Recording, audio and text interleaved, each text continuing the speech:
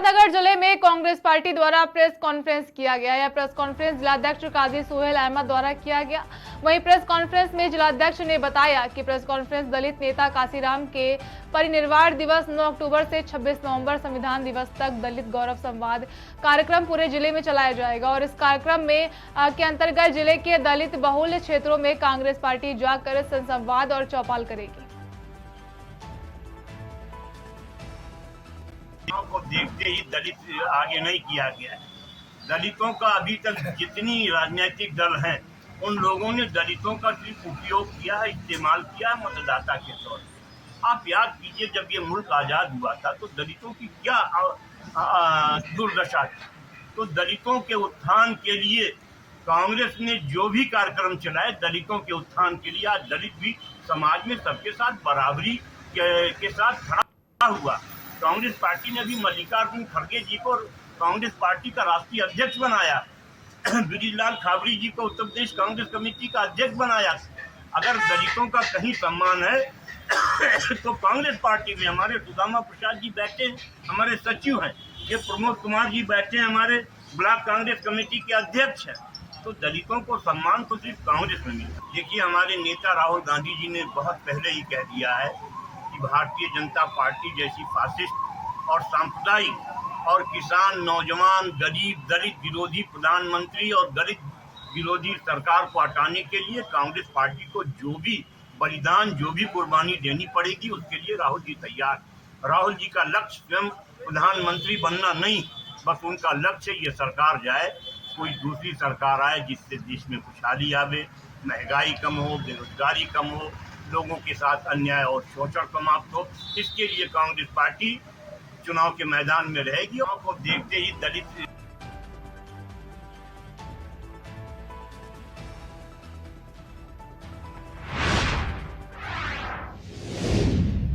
मथुरा थाना जंक्शन के अंतर्गत मैन एंट्री गेट वीडियो के पास से 2 वर्षीय बच्ची की अज्ञात व्यक्तियों द्वारा अपहरण कर लिया गया था, जिसको ढूंढने का काफी प्रयास किया गया लेकिन बच्ची का कुछ पता नहीं चल सका। वहीं उक्त बच्ची की तलाश में अपर पुलिस महानिदेशक रेलवे के नेतृत्व में गुमशुदा बच्चों के लिए चलाए जा रहे ऑपरेशन मुस्कान के क्रम में पीआरवी मथुरा जंक्शन की टीम द्वारा मुखबिर की सूचना पर मां को साथ लेकर बताए गए स्थान पर पहुंचे तो भूतेश्वर स्टेशन प्लेटफॉर्म पर एक पीपल के पेड़ के नीचे एक बच्ची मिली, जिसे अभियुक्त गढ़ों को लेकर बच्चे की मां को सुपुर्द कर उपरोक्त अभियुक्त गढ़ों को गिरफ्तार कर लिया गया है।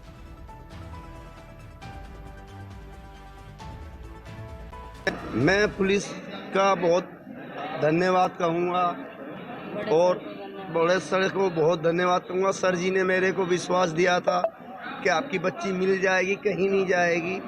हमारी बच्ची हमको मिल गई है। कितने समय बाद ये आपकी जो बच्ची है वो मिली? ये मतलब करीबन 10 महीने के आसपास में मिली है सर जी। ये कहाँ से गायब हुई थी और किस प्रकार से गायब हुई थी? यहाँ से मथुरा से ही गैप हुई थी, 1 नंबर प्लेटफार्म से, मतलब पुल के नीचे से, वहाँ से ही उठा के ले गए। इसको कुछ नशा करवाया उन लोगों ने, नशा करवाने के बाद में इसको ले गए। इसको 2-3 दिन होश नहीं रहा सर जी। 2-3 दिन के बाद में इसने सब कुछ बताया हमें, पापा ऐसे ऐसे हुआ था, हम ऐसे गुस्से में होकर वहाँ हम चले गए थे, हम सो गए, वहाँ से हमारा बच्चा ले गए थे।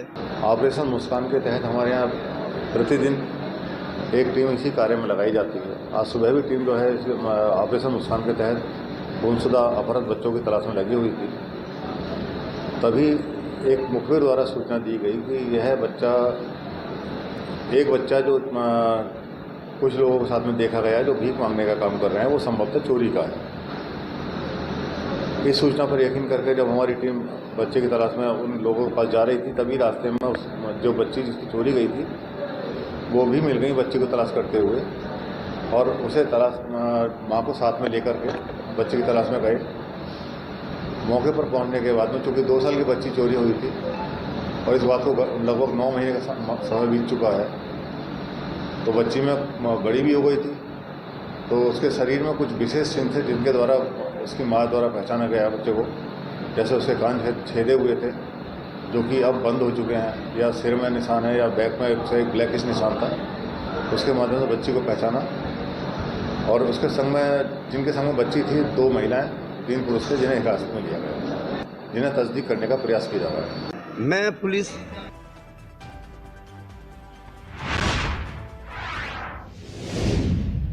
खबर उत्तर प्रदेश के गाजियाबाद से है, जहां आबकारी विभाग ने बड़ी मात्रा में अवैध शराब बरामद की है। आपको बता दें कि थाना अंकुर विहार क्षेत्र के इनाम विहार कॉलोनी स्थित का ये मामला है, जहां एक गोदाम में चंडीगढ़ से तस्करी कर लाई गई 4 वाहनों सहित अवैध शराब को मेरठ प्रवर्तन आबकारी टीम और गाजियाबाद की टीम ने मुखबिर की सूचना पर बरामद किया है। बता दें कि टीम ने 167 पेटी बरामद की है, जिसमें 39 पेटी अंग्रेजी मार्का है और 128 पेटी शराब बरामद कर एक अभियुक्त को भी गिरफ्तार किया गया है। आबकारी निरीक्षक लोनी अनुज कुमार ने बताया कि बरामद की गई शराब की बाजारू कीमत लगभग 10 लाख रुपए से अधिक है और आगे भी इसकी तरह कार्रवाई जारी है।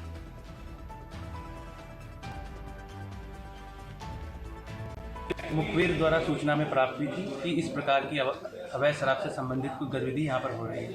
उसी के क्रम में हम लोगों ने आज सुबह दबिश दी। मेरठ परिवर्तन टीम एवं आबकारी टीम गाजियाबाद द्वारा दबिश दी गई और हमने लगभग 167 पेटी कुल शराब बरामद की, जिसमें से 39 पेटी जो है वो अंग्रेजी शराब है और बाकी देसी शराब है। सर, इसकी सूचना मुखबिर द्वारा पाई गई है, ये कब से सुचारू रूप से चालू था यहाँ पे? सूचना तो इस संबंध में हमें 2 दिन पहले ही प्राप्त हुई थी और पूछताछ अभी जारी है। इस संबंध में जानकारी प्राप्त होने के बाद बताएंगे। बाजार की कीमत कितनी है? लगभग अभी तक के अनुमान के हिसाब से जो शराब की कुल कीमत एस्टिमेट की जा रही है लगभग 10,000 या उससे ऊपर होगी, 10 लाख या उससे ऊपर होगी। तो सर, इसमें शराब माफिया कितने लोग गिरफ्तार हुए हैं और कितने फरार कर रहे हैं? इसमें एक व्यक्ति को गिरफ्तार किया गया है और 2 लोग फरार हैं।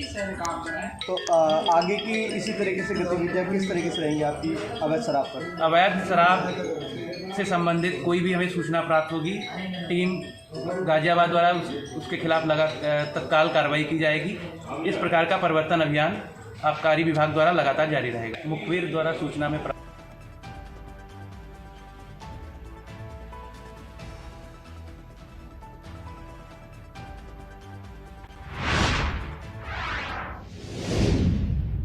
खबर चित्रकूट से है, जहां चित्रकूट में 9 माह जेल काटने के बाद खोखा निवासी ने एक महिला के ऊपर दोबारा फर्जी SC/ST के तहत आरोप लगाया और कहा कि 76 में फंसाने और धमकी देने का गंभीर आरोप लगाया है। एसपी कार्यालय पहुंची महिला ने न्याय की गुहार लगाई है। बता दें कि पूरा मामला करवी कोतवाली क्षेत्र के खो गांव का बताया जा रहा है, जहां युवक करवी तहसील परिसर में मुंशीगिरी का काम करता है और महिला स्टाम्प बेंटर है। मुझको फर्जी SC/ST 76 में सीमा देवी पुत्री पंचदेवपाल पत्नी स्वर्गीय गोकुल ने फर्जी SC/ST 76 लगाकर मुझको 27/5/2022 की घटना दिखाकर मुझको जेल में जो है डाल दिया। 9.5 महीने में 7 दिन मुझको कोतवाली कर्मी में बिठा ले रहे। 7 दिन के बाद मेरा चलान। आप थाने में सूचना दिए थे जो है? हाँ, थाने में कोई सुनवाई नहीं हुई? कोई सुनवाई नहीं हुई हमारी। 7 दिन मुझे थाने में कोतवाली में बिठा ले रहे। मेरे बच्चे इधर उधर दौड़ते रहे और सूचना देते रहे, लेकिन कोई इसमें जांच पड़ताल नहीं की गई और मेरे विरुद्ध SC/ST 376 मोबाइल वायरल करना, ये सारे धाराएं लगा करके मुझको जेल में डाल दिया गया। 14/7 को मेरा चालान कर दिया गया और 20/4/2023 बाहर आया बेल के द्वारा। इसके बावजूद सीमा देवी फिर पुनः मेरे खिलाफ और मेरे बच्चों के खिलाफ फर्जी SC/ST हुआ काकाती जाति सूचक शब्दों का फर्जी झूठा प्रार्थना पत्र देकर मानव अधिकार आयोग और हर जगह रजिस्ट्री करती है। यहाँ से कौन आ रहा है, वहाँ से कौन आ रहा है, फ़ोन द्वारा हमको बुलाया जा रहा है। इसके बाद भी कार्रवाई नहीं की जा रही। तो मुझको फर्जी SC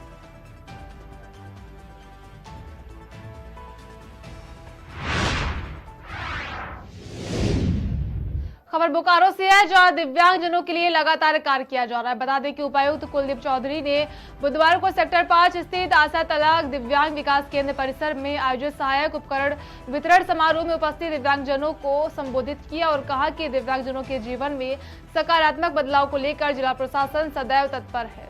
जब भी यहां आने का अवसर प्राप्त होगा, मन में एक सकारात्मक भाव उत्पन्न होता है। इसी दिशा में दिव्यांगजनों के समावेशी विकास को लेकर लगातार कार्य किया जा रहा है। रूप से जो दिव्यांगजन है उनको कुछ शारीरिक अक्षमता रहती है और जब आज के दिन में तकनीक उपलब्ध है, ऐसे उपकरण उपलब्ध है, वो उनकी पहुंच के बाहर है, तो एक हमारी कॉर्पोरेट सोशल रिस्पॉन्सिबिलिटी के तहत हमारा यह प्रयास है कि उन लोगों तक वो सुविधाएँ पहुँचाए जो आज के दिन में उपलब्ध है और जो उनके जीवन को सुविधाजनक बनाने में मदद कर सकती है। तो आसपास के परिक्षेत्रीय विकास का जो हमारा संकल्प है, उसके तहत ये एक निश्चित रूप से प्रशंसनीय प्रयास है। 342 लोगों को, जो कि खासकर बोकारो, चास, कंदनकारी, बेरडी प्रखंड से चिन्हित किए गए हैं, इनके बीच में सहायक उपकरण यंत्र का वितरण किया गया है, जिसमें हियरिंग एड है, मोटर संचालित 3 व्हीलर रिक्शाज हैं और जिसकी आवश्यकता के अनुसार जैसी हम लोगों ने स्क्रीनिंग में निकल के आया तो वो सारी चीज़ें की गई हैं और ये CSR के तहत गतिविधि की गई है। आने वाले समय में और जगह पर भी इस प्रकार की स्क्रीनिंग करके हम लोग करेंगे। इससे पूर्व भी एलिम्को की सहायता से जिला में पूरे साल भर हम लोग कैंप लगाकर सहायक उपकरण का वितरण करते हैं और इस कार्य के लिए हम सेल के CSR विंग की और एलिम्को संस्था के द्वारा जो कार्य किए हैं उनकी मदद के लिए उनका धन्यवाद। कितना सहायक होता है इन दिव्यांगजन भाइयों के लिए? देखिए, आज जिस प्रकार से हम लोग पहले हेल्थ स्क्रीनिंग करते हैं और जिस प्रकार की जिनको जो आवश्यकता रहती है उसकी आवश्यता के अनुसार जो एलिम्को जो संस्था है भारत सरकार की, ये इसमें एक्सपर्टाइज है, कस्टमाइज़ करके भी उनकी आवश्यकता के अनुसार यंत्र को बना लेते हैं। तो निश्चित तौर पर ये जो यंत्र है और जो सहायक उपकरण हम लोग देते हैं, ये इनके जीवन में बहुत निर्णायक बदलाव लाने में मददगार। खबर महोबा से है, जहां महोबा अंतर्गत तहसील चरखारी नगर के मंडी तिराहे में बुंदेलखंड किसान यूनियन के नेतृत्व में तमाम किसानों ने लगातार हो रही खाद की किल्लत के चलते जाम लगा दिया है। बता दें कि यूनियन के लोगों ने जमकर नारेबाजी भी की है। मामला तब और बिगड़ गया जब खाद सहकारी समिति और कार्य विक्रय केंद्र में भारी संख्या में किसान पहुंचे और रोजाना की तरह जब उन्हें खाद नहीं मिले तो सभी किसानों ने एकत्र होकर मंडी तिराहे में जाम लगा दिया, साथ ही नारेबाजी भी की है। वहीं भारी पुलिस बल ने मौके पर पहुंचकर नाराज किसानों को समझा बुझाकर जाम को खत्म करवाया है।